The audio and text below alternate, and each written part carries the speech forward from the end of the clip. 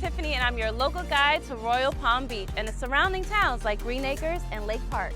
Royal Palm Beach is a vibrant town in the heart of Palm Beaches. Just a short drive from West Palm Beach, this lively destination offers a great deal of experiences. What I love most about this location are all of the amazing, beautiful green spaces, like the Royal Palm Beach Commons Park. The park has everything you can ask for, from canoeing, kayaking, a golf training center, interactive splash fountain, picnic pavilions, a dog park, and so much more. I just love coming here to walk and train, especially with these type of views. Another natural area that I love and appreciate is the Royal Palm Beach Pines Natural Area.